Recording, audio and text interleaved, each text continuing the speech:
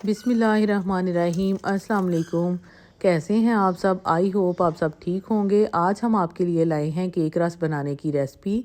ये देखें जी, सबसे पहले हमने 100 ग्राम बटर लिया है। इसको हम एक बाउल में डालेंगे और इसके साथ ही हम 1 कप आइसिंग शुगर का इसके अंदर डालेंगे और इसको हम करेंगे मिक्स। ये बहुत ही यमी बनते हैं, आप लोग भी बना के देखिएगा। जब आप लोग इसको एक दफ़ा घर पे बना लेंगे तो आप बेकरी के केक रस जो हैं उनको भूल जाएंगे। बहुत सिंपल रेसिपी है, बहुत यमी बनती हैं।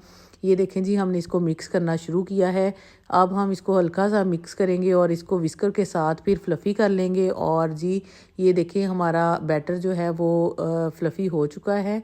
ये आइसिंग शुगर और बटर है जिसको हमने मिक्स किया है। अब हम इसके अंदर डालेंगे 3 अंडे और हम इसको भी अच्छे से मिक्स करेंगे। ये देखें जी, हमारा बैटर तैयार है। इसके अंदर हम डाल रहे हैं 3 अंडे और अंडे डालने के बाद भी हम इसको अच्छे से मिक्स करेंगे ताकि ये जो अंडे हैं वो बीट हो जाएं और उसके साथ आइसिंग शुगर और बटर के साथ अच्छे से यकजान हो जाएं। ये देखें, हमने इसको विस्क करना शुरू कर दिया है।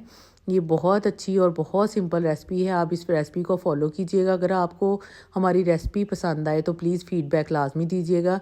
ये देखें जी, अब हम इसके अंदर डालेंगे 2 कप मैदा और इसको भी हम अच्छे से बीट करेंगे। ये पूरा जो है बैटर अच्छा सा मतलब ये जब फ्लफ़ी सा तैयार हो जाएगा, इसको अच्छे से विस्क करेंगे हम, अच्छा सा तैयार हो जाएगा, इसमें कोई लम्स ना रहें, ये आप यकीन कर लीजिएगा। बस इसको अच्छे से विस्क करना है आपने। ये देखें जी, अब हम इसके अंदर डालेंगे 1 टेबलस्पून वनीला एसेंस का और येलो फूड कलर और 1 हम टीस्पून डालेंगे बेकिंग पाउडर का।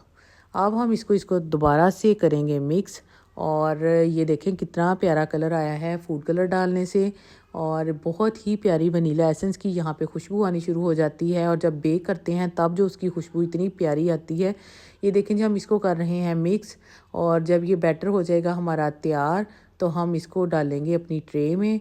और ये देखें, ट्रे में हम सबसे पहले लगाएंगे बटर पेपर। अगर आपके पास बटर पेपर ना हो तो कोई भी पेपर लगाएं, उसको ऑयल ब्रश करें और इसके अंदर अपना बैटर डालें और बैटर डाल के इसको आहिस्ता आहिस्ता मतलब अच्छे से जी आप इसको सेट कर लें और टैप टैप करें। साथ ही इसके आपने अपना अवन जो है उसको प्री हीट कर लेना है 180 डिग्री पे।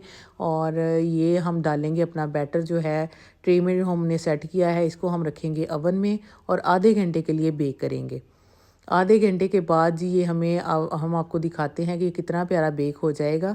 ये देखें जी, आधे घंटे के बाद हमारा जो केक रस का बैटर है वो कैसा प्यारा सा बेक हो चुका है। अब हम इसको निकालेंगे बाहर और 15-20 मिनट के लिए इसको ठंडा होने देंगे। फिर हम इसको कटिंग करेंगे और जी केक रस की शेप दे लेंगे।